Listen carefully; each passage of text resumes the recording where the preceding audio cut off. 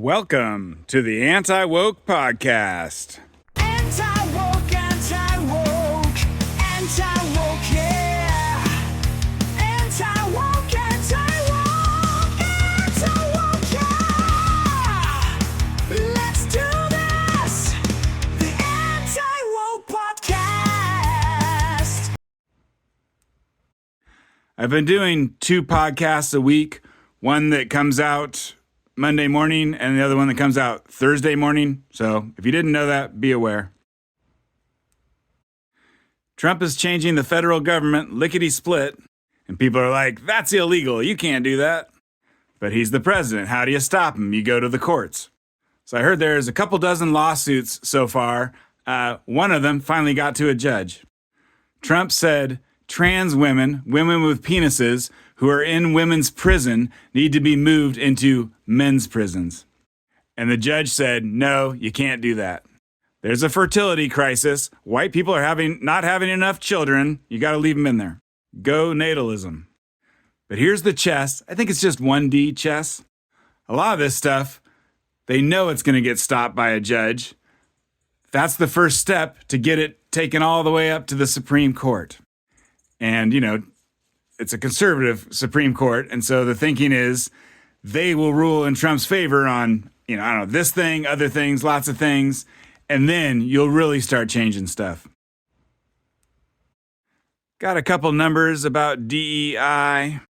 It's diversity, equity, and inclusion. It's really discrimination against whites. I wish DEI had a good acronym for that, D is discrimination, so that's pretty sweet. Discrimination against whites, DEI. But this is a thing that companies do, and the Wall Street Journal podcast was talking about it and how Trump he did an executive order that undid the 1965 executive order from LBJ, making federal contractors, discriminate against whites. And so he undid it. And then I think he also said, it's not just up to you also. Don't do it. Don't discriminate anymore. But it's like, how many companies are federal contractors? Well, 1 in 4 workers works for a company that's a federal contractor. So that's a lot of Americans. I don't know what that is. 50 million Americans work for those kind of companies. And Microsoft works with the federal government. They sell cloud computing, for instance. And then, other companies sell toilet paper and janitorial services to the federal government. So there's all sorts of companies are federal contractors. I don't know. Those were the examples that the Wall Street Journal gave. Oh, and they also said, so it's tens of thousands of companies. It's a lot of companies. So you make all of those stop their DEI, you are doing it to a large part of America. The Texas National Guard has basically been deputized to help with arresting illegal immigrants. I mean, they're not like real deputies from the cowboy days, but I think if they have an ICE agent, who that's their job to arrest illegal immigrants, if they have one of those ICE agents around, then they can arrest people too. They can't go off and do it on their own. But anyways, they can, I think, get hands on, maybe put some cuffs on. Hasn't happened yet. And this was done by Greg Abbott, the governor of Texas, using basically his version of an executive order. And the U.S. Army can't really do anything like that to help with catching the illegal immigrants at the border. I'll be curious to see if Trump tries to let them do it. I think legally the Army is not allowed to do stuff to citizens within the borders. I'm not sure. But anyways, this should increase the manpower of ICE a bunch. Like the U.S. Army is there helping them do, they'll help them do anything except for the arrests. Now they've got some help with the arrests from the Texas National Guard. Although I think the problem now is it's not hard to go catch people. Where do you hold them? You need beds. You need official beds. You can't just throw them in a pit. And I think the beds are all full up. I was watching NBC Nightly News, and the reporter was talking to Tom Homan, the head, what is he, the border czar. Borders are? No, border czar, like Kamala. And the NBC reporter's like, oh, I heard your place ran out of beds and they're letting the illegals go.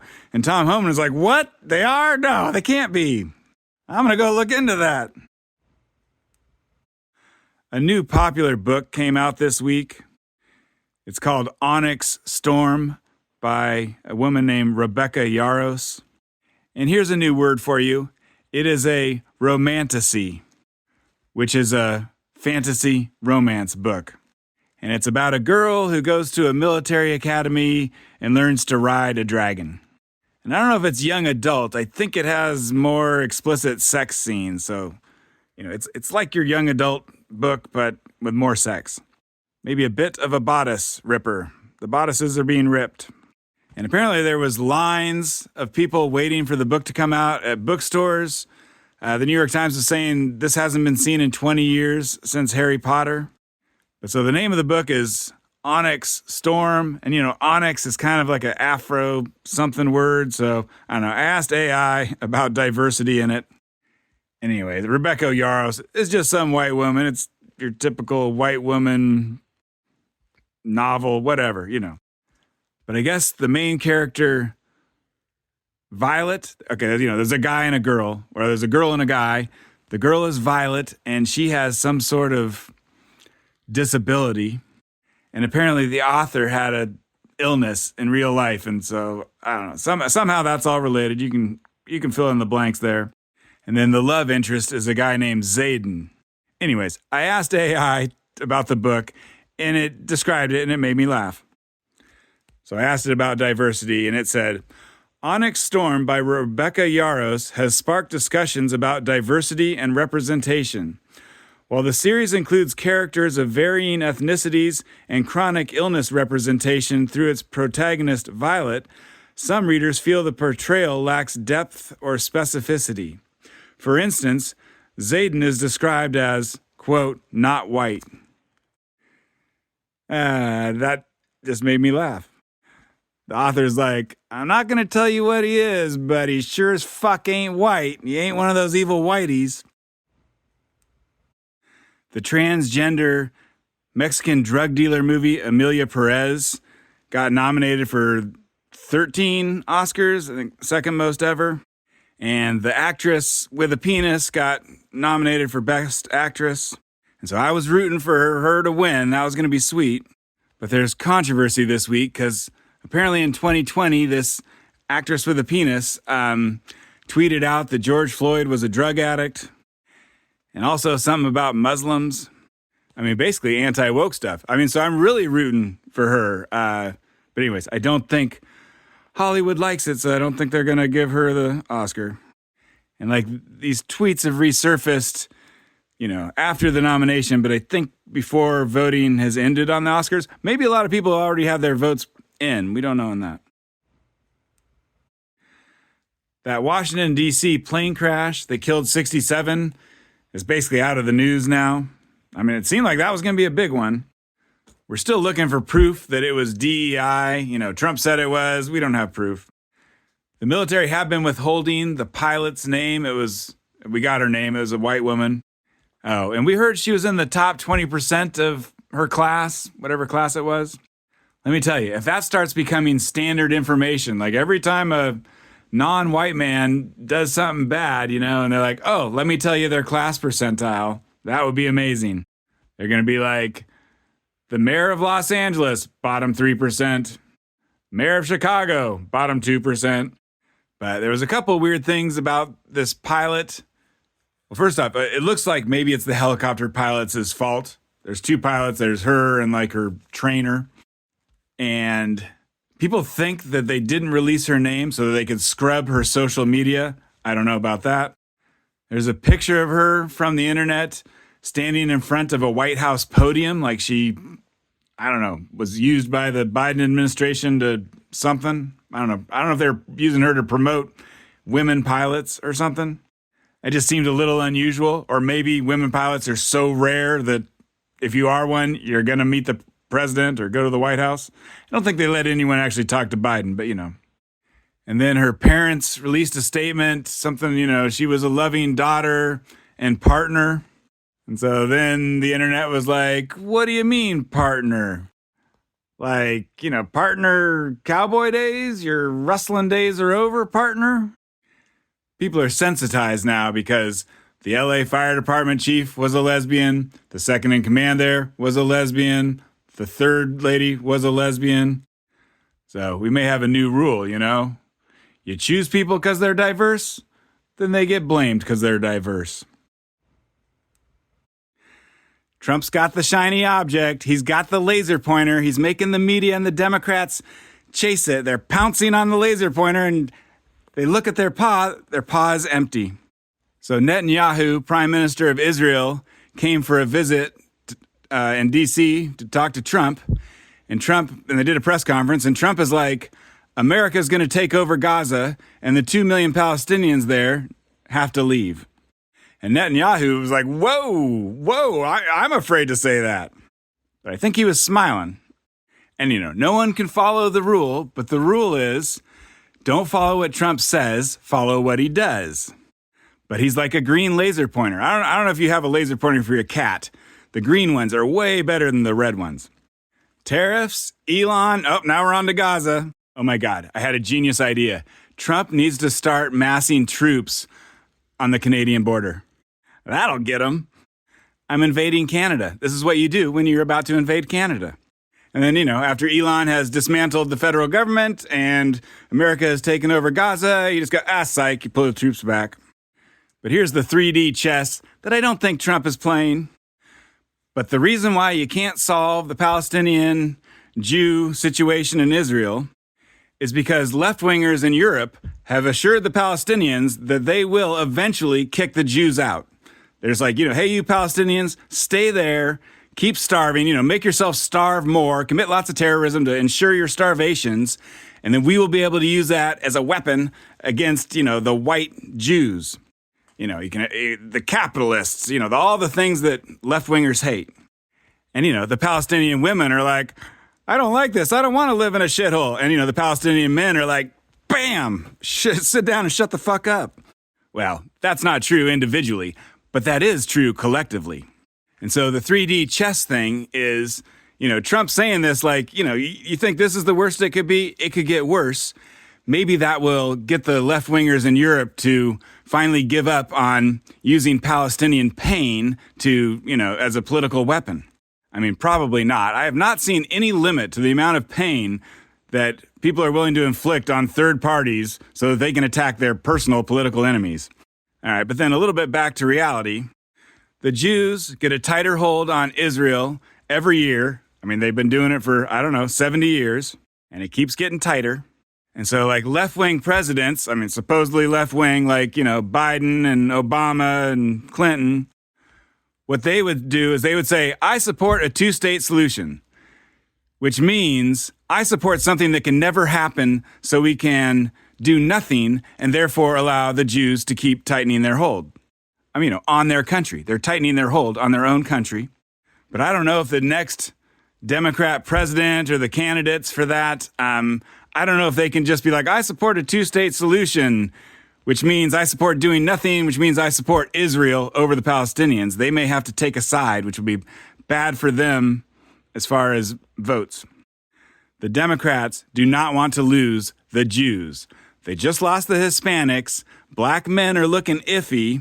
I think Asians are looking iffy. And the Jews, they're not large in number, but they are mighty. The Democrats do not want to lose them. And, young Jews in America want to wipe Israel off the map, but old Jews do not. So we'll see if this riles anything up. Oh, Trumpy Wumpy. It is on like Donkey Kong, baby. It looks like Elon Musk is firing people in the federal government like when he took over Twitter and fired everyone there. Now, with Twitter, he fired 85% of the people that are there. He's not firing 85% of the federal government, but let's count it in amazings. At Twitter, he fired 85 amazings worth of the people there. It looks like in the federal government, he's also firing 85 amazings worth of the federal government. And so, you can't start a car company in America. That hasn't happened in 100 years. Oh, did that. You can't start a rocket company. That's something only governments do. Oh, did that. And then you can't fix the federal government. That thing is unfixable. It's illegal to fix it. We're only a few weeks in, but it's looking like it's happening. The New York Times had an article on it on Tuesday.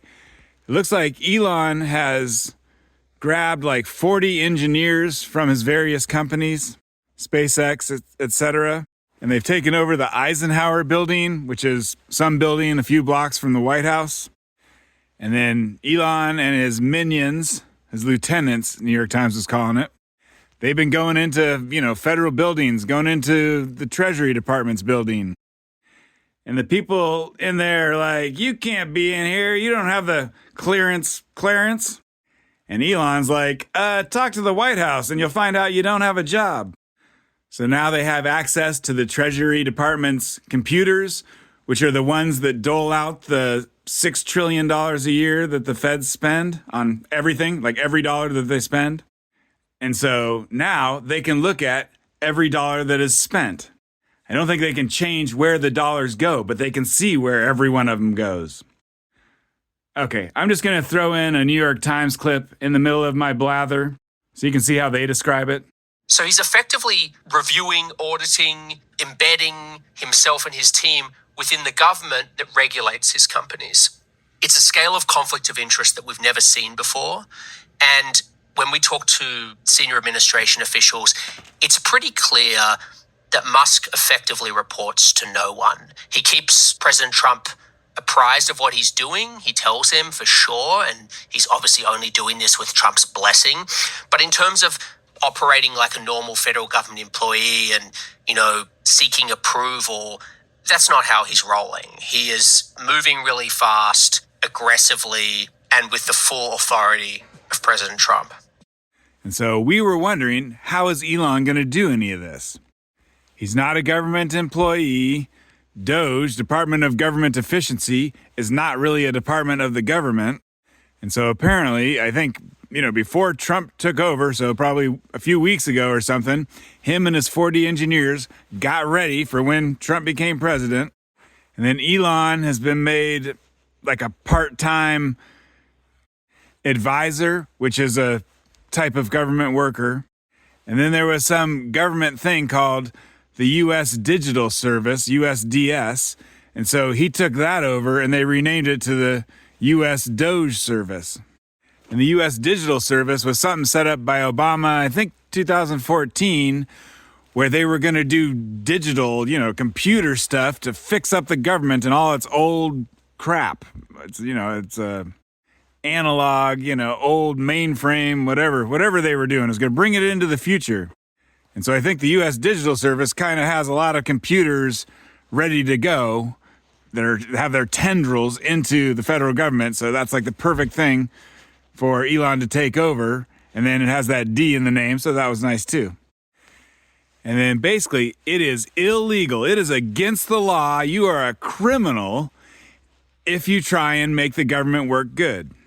Like for reals. That's just how things are set up, from the Constitution down to Congress to the judges and the precedent set. It's an illegal ass thing to try and improve the government. But the New York Times is saying that just Elon and his lieutenants are moving so fast that no one can keep up with it. Go take him to court on this. Maybe it's too late. He's already doing 10 things over there. You stop him on this one thing, if that even stops him, and then he's already doing 10 things there and then moving on to the next. And so my guess is the courts are going to rule against him probably on a lot of stuff, but the Department of Justice is going to be on Elon's side because of Trump. So they're going to fight the courts and make it, or just drag it out, make it take a long time. And then a lot of stuff, you can't undo it. It's like, that thing you did, you shouldn't have done that. But it can't be undone, so oh well. And I'm sure Elon is looking at things like, what are the things that can never be undone? If we do them now very quickly, what can never be undone? And I'm sure he's prioritizing those. Elon's been saying some amazing stuff on Twitter. He said what he's prioritizing is things that save the government the most money. He's just like, give me the number one thing that will save the most money. Do that first. Give me the number two thing that'll save the second most amount of money. Do that second, etc. And the Democrats are getting up in arms a bit. There's a protest. I'm talking Tuesday. It's a protest today. The no to Elon in the government or something protest. All right. It's the nobody elected Elon protest. And they're meeting at the Treasury Department building. I don't think they'll be allowed in. And so I don't know. I'm just kind of excited, especially because of what he did to USAID. We'll talk about that in a second. But let me criticize Trump supporters, even though I am one. A lot of Trump supporters will be like, Trump is great. He's a businessman. You know, America needs a businessman. That's what will get it done. And I don't think that businessmen are that great at doing anything. But Elon is the guy who's known for getting stuff done. It ain't because he's a businessman. It's because he's a retard spurging out, but in a good way. And it looks like Trump is going to let him do his thing. Now, reporters have been going at Trump about, a little bit like, you going to let this happen? Elon's going crazy. And so Trump, what he says, he's like, if Elon does it, we're keeping an eye on Elon. We're not letting him do anything we don't want him to do. He's only doing what we want him to do. If he goes too far, we will stop him. And so, I don't know, there's two takes on that. One of them is like, oh, Trump isn't happy. He's worried that Elon's going too far. Or, that's not what I think. I think that's what you say when you're letting Elon go crazy, is you have to say, I'm watching him. Basically, Trump is not watching him. He says, Elon, go do whatever the hell you want. Don't even tell me about it. And then what he says to the media is like, oh, I'm watching him. He's doing everything on my behalf, which is what he has to say to let Elon go out and do stuff not really on his behalf. Because there isn't a normal mechanism. Basically, Trump is like, take this part of my power and go use it. But that's not that's not in the Constitution. Now, Elon's going to go too far. I mean, that's the whole point of it, is he's going too far. He has something called zero budget. All right, zero-based budgeting. So this is something Elon likes. What it is you're looking at an organization you want to overhaul. Zero-based budgeting means you cut everything down to zero until there's nothing there. And then you add stuff back that you like. Right? Normally, you look at an organization and you get rid of the little parts that you don't like. This thing, you get rid of everything and then you bring back a few of them. And, with Twitter, that did break some things. And so, as soon as people don't get their Social Security check, there's going to be hell to pay. I mean, I don't know what it is yet. Something like that. Something crazy is going to happen, and then they're going to fix it, but it's going to be crazy. And I'm curious to see. The Democrats are just like, fight it. Just fight him every step of the way. That's my political enemy. I'm going to fight him, even when they do something good. When he does something bad, criticize him. When he does something good, pretend it's bad and criticize him. And so I'll be curious. If Elon actually does a good job, it's going to make the Democrats look terrible at the end of the day, because they've been criticizing something that was wonderful. The American public is not super into, tons of government waste. I mean, even people who vote Democrat. And so, like I said, Elon has taken over the Eisenhower building, and he's had beds brought in so that him and his minions can work 24/7 and not have to leave. And then he said he has a superpower, which is that he works 7 days a week, whereas his enemy, the federal workers, they go home for the weekend. So on the weekend, they're really going out and firing everyone so that when those people come back or whatever, sent home with pay frequently, because you can't actually fire them, that's Congress. But anyways, when you get rid of them, you do it on the weekend and they come back and it's too late. Administrative leave. That's what I need to remember that term. Anyways, when you send someone home with pay, you're putting them on administrative leave. I'm sure you go home with a terrible pit in your stomach. Cops who shoot black people always get put on administrative leave for a while. And then there's the U.S. Agency for International Development, USAID, USAID, if you're uncool. And Elon said he shut the whole thing down and he ran it through the wood chipper. But a few days later, it's looking like it's still kind of around.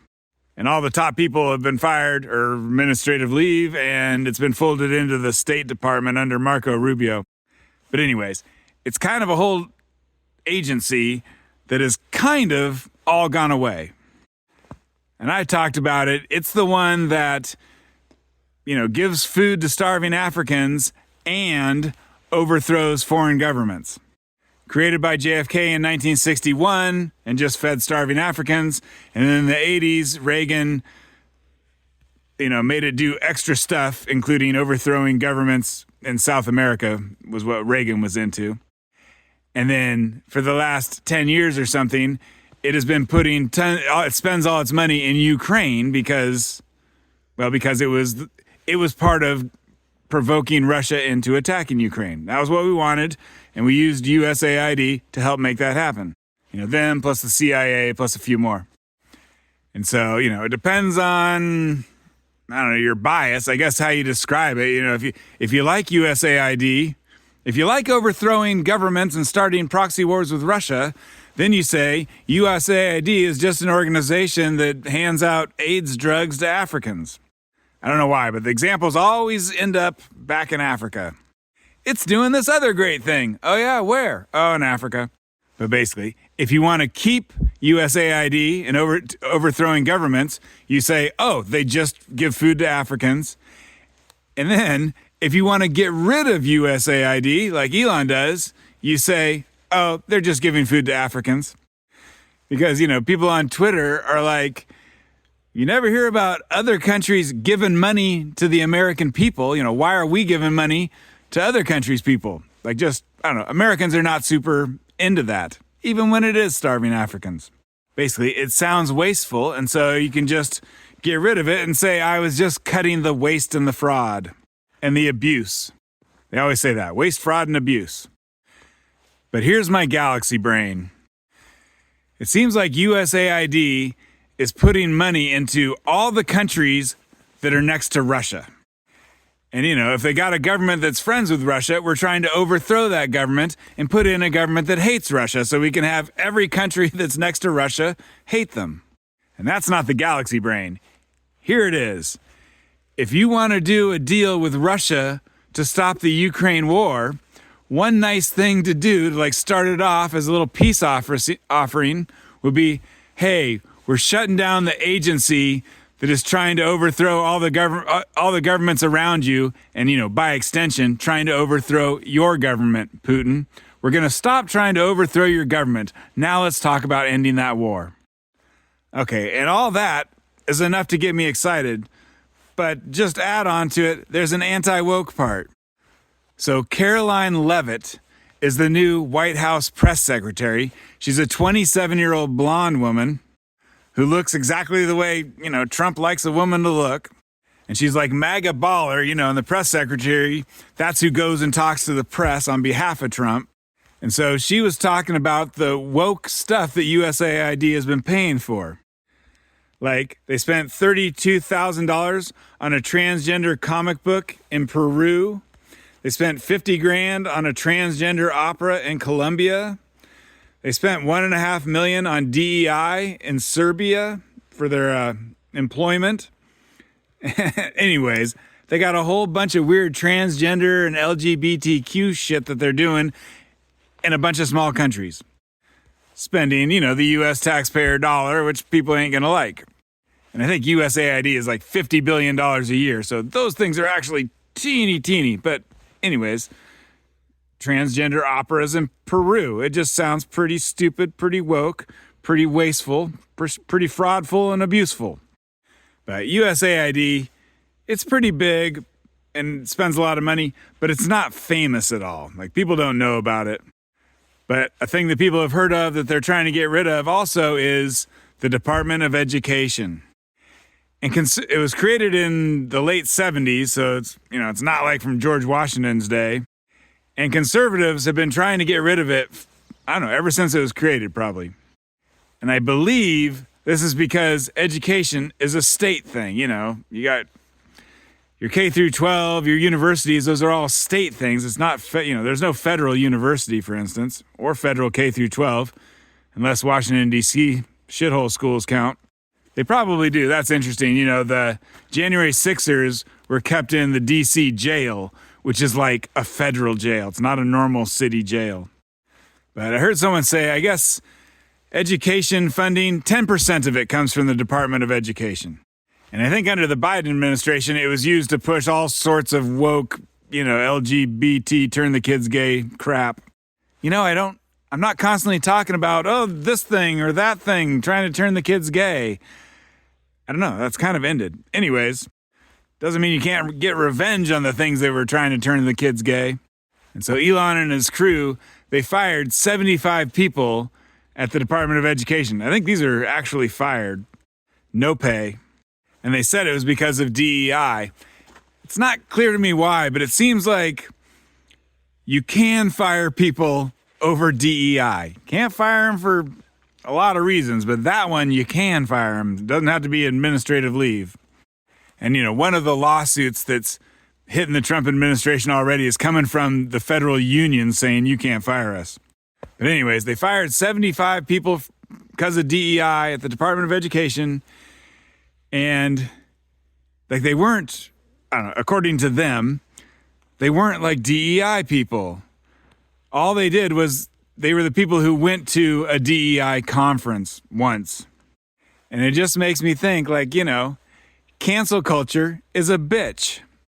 Like in the entire history of woke cancel culture from, the late, 2017 to 2023 or whatever, I bet about 75 people like actually lost their jobs for being totally innocent right-wing people and got caught up in cancel culture. And now, probably woke, probably not innocent, but maybe innocent people at the Department of Education, there's 75 of them right there, gone. And it would be nice to say, if you do cancel culture, it's going to get reversed and come back to you and bite you in the ass. But I think this stuff was coming to bite them either way. And I'll just say, I'm a hypocrite when I want to be. Maybe. I don't even want to think about this too much. I could probably justify this without being a hypocrite. But anyways, what this does is it has a chilling effect. Normally, I'm very against chilling effects. It's kind of a free speech thing. But anyways, I don't think anyone in the federal government is going to ever want to go to a DEI conference again. You'd be like, hey, George, there's a DEI conference and it's in Hawaii. You want to go? I'd be like, I think I'm going to skip that one, Sam. We may be gay lovers, but DEI conferences, that's another matter. Let's keep the DEI in the bedroom, not take it to work. Well, and this is, people are like, cancel culture? No, it's consequence culture. If you do something bad, there's consequences. And it looks like consequence culture is real. I think a bunch of people at the FBI got administrative leave or fired, DOJ, a bunch of lawyers, same thing to them. And it's like, if you don't want to get fired, depending on who wins an election, maybe don't do politically motivated prosecutions and investigations. I mean, really, if Trump is thinking about misusing the FBI to go after, I don't know who, Gavin Newsom, whoever the next Democrat is, I think the people in the FBI are going to be like, you know what? The FBI agents who went and attacked the political opponent all got fired when the other guy won. Let's go a little easier on this. Let's keep this within the bounds of the Constitution, which I think they felt a little too free when it was Trump. They're like, Trump is worse than Hitler. We can go outside the bounds of the Constitution. I mean, plus you get fired, but, at least if you stay within the bounds of the Constitution, then when you get fired, people can feel sorry for you. Be like, I stayed within the bounds and they still fired me. Oh, that's too bad. That's a real shame. Instead of these guys where, at least half of America is like, sweet, fire their asses. I hope that door hits them in their ass hard. Shoot, I didn't say what I meant to say. So one of the things that USAID does is they go to, they do these transgender operas or whatever. There's a reason for these things. You use queer shit to help you overthrow those governments. Like, I think, here would be the perfect way for it to go. You find a country with a government you don't like, a government that doesn't want all their kids turned gay. So then you use, USAID will use their money to put on gay shit, start turning the kids gay, making the gay people there, act a little more flamboyant. And if you're real lucky, maybe someone will kill a transgender person. And then you can go, oh, look, this country is mean to queers, sanctions. escalate, we can escalate all our things in trying to overthrow that government because they're not being nice to queers. And I can't remember all the woke things they do. It ain't just like transgender queer stuff. They do just a lot of woke stuff. I was listening to Scott Adams, and he was kind of going down the list of all the woke things that they do to governments that they hate. And he's like, those are all the exact same things that they're doing to America. Now that I think about it, is that what brought down Biden? That wasn't Scott Adams' point, but maybe it actually worked perfectly here to bring down Biden. Huh, I may become a trans activist. I like that. Oh, and Vivek Ramaswamy is not part of Doge. Originally, it was going to be him and Elon. And I don't know on this. The rumor was that Vivek is annoying. And I can see that. If, in a few years of, AI, 1 year, if you make a cartoon movie of this whole Trump, Elon, the election, etc., what kind of animal is going to play Vivek? It's going to be a small, little, high-pitched, annoying something, a chihuahua. That's pretty clear to me. Yeah, let's do this with dogs. What else we got? Trump will be maybe a Great Dane, an old Great Dane with hair, with human hair. And Elon will be like a basset hound. You know how you can see that red part underneath their eyeballs because the skin drags down so far? And Caroline Leavitt will just be a hot chick, a human one. I was watching a video of Asmongold reacting to various Doge taking down the federal government things. He watched a video of Alexandria Ocasio-Cortez, formerly hottie of the House of Representatives, now possibly pregnant. She did a video on Instagram. It's Inception. He's watching her video from Instagram on YouTube. But she's talking about Elon. She's like, he's the most unintelligent billionaire there is. And you can tell that because of how young the guys working for him are. That was the gist. But, she was laying it on thick about how dumb Elon is, which I think is why her video kind of blew up on the internet. Are you sure that Elon is dumb? Maybe he's evil. Maybe he's the devil, but I don't know if he's dumb. And she was disparaging his minions. I don't know if I said his minions are as young as 19. And I think it sounds like what they are is interns from SpaceX. I think the real SpaceX engineers are still building rockets. Elon just said, give me all the interns. And so Asmongold is like, are these people dumb? And so he went and watched another video, which is a video made by one of these interns, a 22-year-old white boy from the University of Nebraska. And he made a video about how he won the grand prize for deciphering burnt up scrolls from the Pompeii volcano explosion, 1,000 years ago. They have these, wound up, a scroll, a goddamn scroll. A piece of paper rolled up in a tube shape. Anyways, and this volcano 1,000 years ago burnt up a city. And so they have they're like carbon. They're just black. They still got the scroll, but it's completely black and burnt to a crisp. And then this kid used AI and X-ray machines or something to decipher them, to read them without opening them. If you touch them, they fall apart. Anyways, that's the kind of people that SpaceX has as an intern. And then now that's who's rummaging through the federal government's sock drawers. And, Asmongold is like, these people are not dumb. And then I was watching the two-way video podcast, and some guy called in, and he was a high-up systems engineer at Walmart for years. And I can't describe what he said very good, but he was breaking down what Elon and his minions are doing to the federal government. And he's like, from a systems engineering perspective, this is what you do. He's like, the first thing you say is you can't trust what anyone says. You don't take any federal employee's word for anything. Second off, you gain access to the computers that do three things. You need to be able to look at the computer that does the money. You need to be looking at the computers that do the human resources, the people, and you need to look at the computers that control the property, the buildings. And so I don't think I mentioned that, but one of the things that Elon has been doing is looking at the buildings. He's been doing those three things. It is known that those are the three things that he's been looking at. And and people are saying, oh, it's because the buildings are empty and he wants to sell them or whatever. But it may be for other reasons. And basically, that was all the system engineer guy said. But that sounds right to me. Like, if you know where the people are, how many people you got, where exactly are they, and what money is going around, I think that's the government. You do an AI thing or whatever, and you get like, okay, there's 1,000 buildings. Give me the 10 buildings that have the most money going out, and give me the 10 buildings that have the most people in them, and let's go look at those, those 20 buildings. Let's just check out those 20 buildings, and it would just give you a place to start, or whatever. I can't decipher the scrolls from Pompeii, so you do something more clever. Maybe you go, give me the 10 buildings that have the least people and the most money, something like that. AI something prosper. Actually, it's AI. Women's underwear, something, prosper.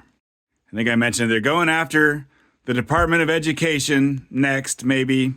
But it takes Congress. Congress has to shut it down. Trump can't do it. And it made me think of education as an issue that they do polling on.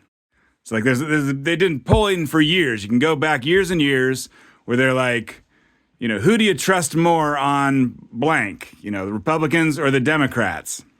Who do you trust more on the border? And people would be like, they choose Republicans.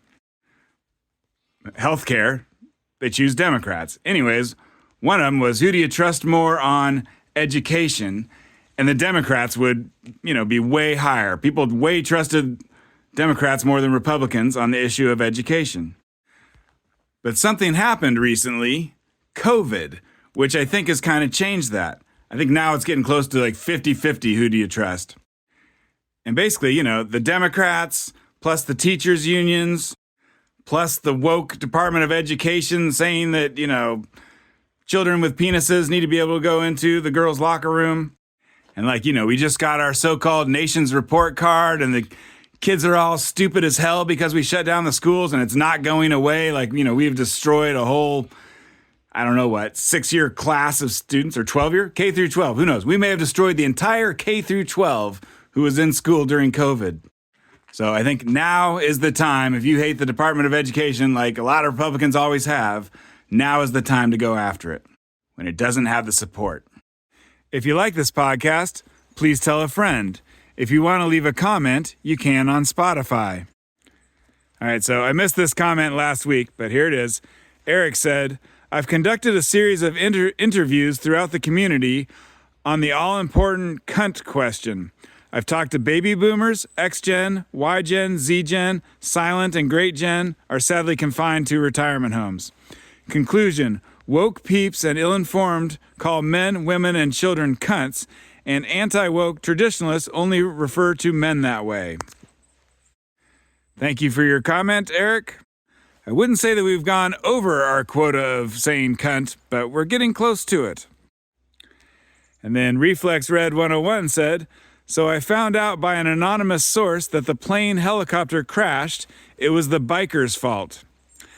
Thanks again for making your podcast available more often. Spotify here has it where it just plays a new podcast from a different podcaster after one is done. And by my surprise, your introduction started and was a great moment in my boring day. Keep them coming. What happened to the Bible verse of the day? Maybe an offensive joke of the day would be better, or both. Thanks again. Thanks for your comment. I guess I'll give you an offensive joke here.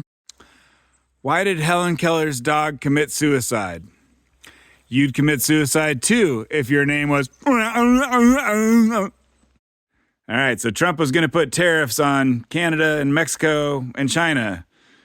And then he didn't. Anyways, luckily all that stuff happened in between my episodes. So I listened to a lot of podcasts where they're like, oh my God, these tariffs are coming. Let's talk for hours and hours about it. And then by the time you listen to it, it's like, oh, they didn't happen.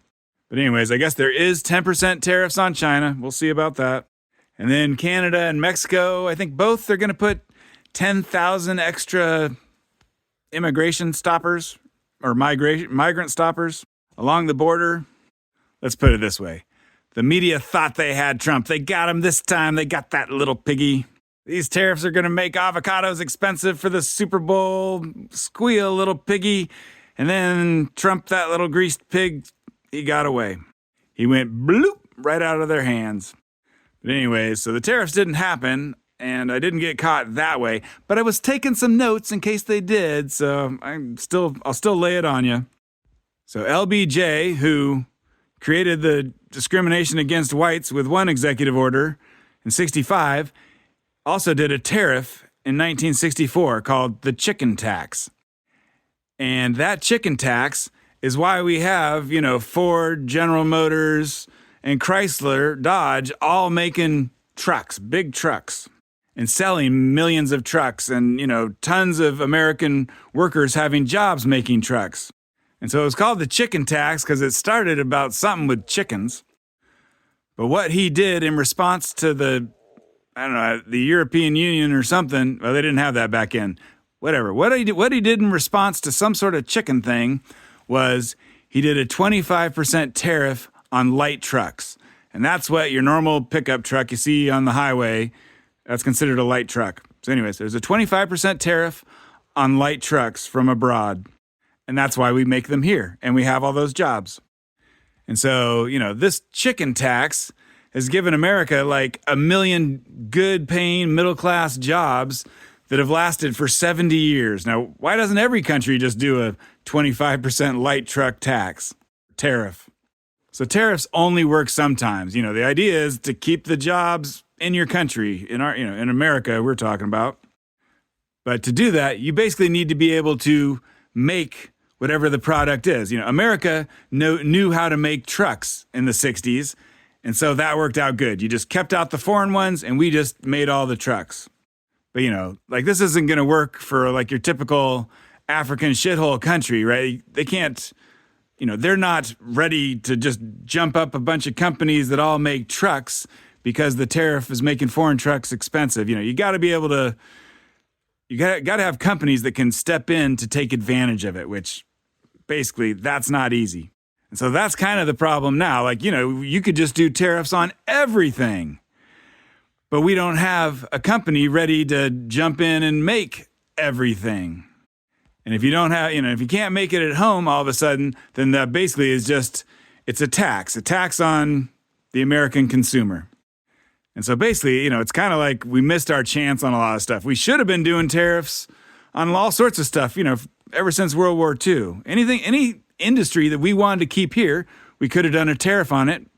Back when we had the industry still here, and we would have kept all those jobs. It's better for keeping jobs as opposed to bringing them back. That's the problem. When Bill Clinton let China join the WTO in 1999 and we shipped all our manufacturing jobs over to China, that was our chance to keep the jobs, but instead we specifically said, get rid of the jobs. The rich people in power said, push them away, push all our jobs away into China. Well, okay, that brings up something I've been wanting to say. Do not blame China for taking our jobs. The elite in America forced our jobs away into China. They're like, that was going to help them. That helped them and hurt the worker. Anyways, it ain't China's fault. China's like, yeah, we'll take them. If you're going to, you're going to force us to take all your jobs, we'll take them. It's not China's fault. The evil people who did that are living in America today. They're at their beach house, with nice retirements. And the media right now is like, tariffs are bad. That's just all they say. And what they mean is Trump is bad. But they can't just be like, breaking news, Trump is bad. So, they got to find a new way to word it based on the events of the day. So anyways, they're just like, tariffs are bad. When Biden does tariffs, they're like, I don't know, they don't exactly say tariffs are good. They just don't say nothing. And like I say, it depends. Are you a rich person? Tariffs probably are bad. Are you a worker? If it's the right tariff, tariffs are great. But so one of the weird things about tariffs is the president decide. The president is the decider when it comes to tariffs, and he doesn't have to ask Congress. I think, normally you always have to ask Congress. I think probably you normally should have to ask Congress for tariffs because it's kind of like a war. You're supposed to ask Congress before you go to war, but now the president just goes to war anyways. But with tariffs, you don't even have to ask Congress, but it's like a trade war. But anyways, so Trump can do it all he wants. And so far, it looks like he's just using the threat of tariffs to try and stop illegal migration from Mexico and Canada. But so here's how the laws work. You cannot stop illegal migration into your own country, but you can stop illegal migration into someone else's country. And so Canada schmanada, I mean, what we're really talking about here is people coming over the southern border. And so the current law is, if you come across our southern border, you can touch American soil with your hand, say, ollie, ollie, oxen free, or I'm rubber and you're glue. You say, I claim asylum. Boom. The legal thing is you're in the asylum system now. You say, I claim asylum. You are now in the asylum system, which basically means you can stay. You can stay forever. But now these migrants had to cross through Mexico to get to America. So, what's the legal right that they have to go tooling around Mexico on a bus all they want? The answer is they don't have a legal right. Now, they could say, I claim asylum in Mexico, and then they would have the same legal rights, to stay in, but it would be to stay in Mexico. Basically, a migrant, you can do it once. It's a one-shot pony. You can say, I claim asylum, and now you're in a system with special privileges, but you can only do it once in one country. And so that means if you're waiting to use that power in America, it's like a one-up in video games. If you're waiting to use that one-up in America, you can't use the one-up in Mexico, which means you don't have no special powers and privileges in Mexico, and they can do whatever the hell they want with you. And, if for some reason Canadians were trying to migrate to Mexico and they were taking a bus across America, we could do anything we want to them, if they were doing that. And so basically, Trump can use the threat of tariffs, which Mexico and Canada don't want, to force them to stop the migrants because the migrants don't have asylum privileges in those countries. And I was asking AI about asylum in Mexico. I don't know, maybe if we don't let them in, I was just curious. If we don't let them into America, are they going to start claiming asylum in Mexico? They might. And so, let's do a little legal history here. I don't know this stuff that well. I just ask an AI. But apparently in 1951, there was some treaty or whatever about refugees. And that one didn't really matter because it had restrictions. I don't know. We probably limited it to white people or something. And then in 1967, there was something called the 1967 Protocol relating to the status of refugees. And that one said, refugee stuff applies to everyone. And this is it's a protocol, whatever that means. Anyways, 150 countries signed on to this 1967 Protocol for refugees, and that includes America and Mexico. And so that was kind of the start of the things, but that didn't quite do it. And so in 1980, we passed a law in America saying, follow that 1967 thing. I don't know, follow it real good. It was Jimmy Carter. Jimmy Carter, right on his way out before, Ronald Reagan came in, he said, all right, I lost the election, but before I'm out of here, let's fill America with immigrants. Let's fill it to the brim. And so that was the Refugee Act of 1980, it was called. And I think what that means is that if you get to America, you say, I claim asylum, now you're in the system. The system means a judge has to listen to you before they kick you out. And I think we have 500 judges. Judges can listen to a couple people a day. So that means we can process 1,000 people a day. So as long as more than 1,000 people come across the border each day, then, whatever. Everyone over 1,000 is in free, scotch-free. Oh, and Mexico also passed some law saying that they abide by the 1967 Protocol. And so we've been talking about deporting 2,000 a day, roughly, which would take 20 years to undo what Biden did. And I think that's also more than the judges can handle, which then means you need beds. If you have giant prisons or open air prison camps or something to house millions of migrants, then, you can just house them there until the judge gets to them eventually. I mean, that's not going to happen, but you can see the numbers there. I mean, the population of Texas is like 20-something million. We need a place with 20-something million beds to hold all the illegal immigrants. We can't create a whole state as big as Texas just to hold them. So that's why you need remigration slash self-deportation, where they just go on their own.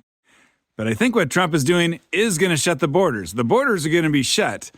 So then, all the 20 million immigrants, they're in America. And then you got to, I guess, round them up like cattle.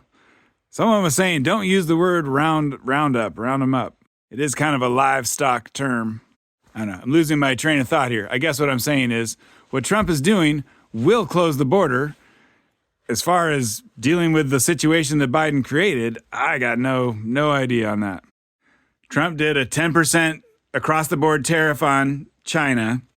That's going to make that cheap Chinese clothing that you buy off of Shein or Shine or whatever it is the ladies do, 10% more expensive, right? But so here's some economics. Don't worry your pretty little head about it. But China does not have a floating exchange rate like a normal country. The Chinese government controls the exchange rate. So if they want to keep cheap Chinese crap prices low in America so we keep buying it, they can adjust the exchange rate to make up for what Trump did. And I believe what that would mean is that there'd be more money for the federal government, and then oil would be more expensive to China. Anyways, that's just some economics crap that I'm going to throw out there in case we see it again, in case I ever understand it. Let's talk a little bit more about DeepSeek R1. That's that Chinese AI that shaved $1 trillion off the stock market last week. First off, I went back and listened to my own podcast, and I think like half the time I call it deep sink, like let that sink in, and other times deep seek. It's kind of like a dick pic, DeepSeek. But anyways, this R1 model was trained with pure RL instead of RLHF, which is RL is reinforcement learning, and RLHF is reinforcement learning with human feedback. Now, if you understand all this stuff really well, you can go to Silicon Valley and get a job that pays $1 million a year right now. They're hiring that much money. But so we're going to try and understand it to the point where you will be worth $0 an hour. So what we call AI today is a form of ML, machine learning. And the breakthrough that this is instead of writing a complicated computer program that does something, you just give the AI a bunch of examples and it learns from the examples. You're like, just do it like these examples. Maybe a bunch of videos of a car driving. Drive like that. That's machine learning. Well, instead of a car, let's use chess as our example. So I think now computers, can beat the world's greatest chess players, no problem. And I think initially the way they created these computer chess players was using reinforcement learning with human feedback. What that meant was they basically recorded a bunch of human chess games, a human on both sides of the board. They recorded those games and then they fed it to the machine learning algorithm and it learned how to play chess. And that's reinforcement learning because the reinforcement is at the end of the game, there's a winner. And so that's like an orgasm to the AI. So humans, our genetics want us to reproduce. One of the ways they get us to do that is they give us a little prize. You go out and do that little reproduction thing, we'll give you a prize, we'll give you a cookie. It's called an orgasm. And computers, it's not as fun. I don't know, they get a 1. Instead of a 0, they get a 1 or something. But so they show them a bunch of human chess games, and then the winner is a 1, and so they're like, okay, do it like the winner, so you get that 1. And so I think that's reinforcement learning with human feedback. The reinforcement part is you get your reward. When you get a prize, that's the reinforcement. It reinforces you wanting to do the right thing. And then the human feedback part is it's human chess games. And so I think they did that initially, and I don't think the computer chess player could quite beat like the super duper grandmasters at that point. And that was when they switched to pure RL, pure reinforcement learning. And what this was is they just had a computer player play itself. Both sides of the board were computer. And just, at the speed of a computer, the computer just played itself, and whichever computer won, that one got the reward. And so it basically taught itself how to play chess by playing itself. And, that's pure RL, reinforcement learning, because it doesn't have the human in the loop.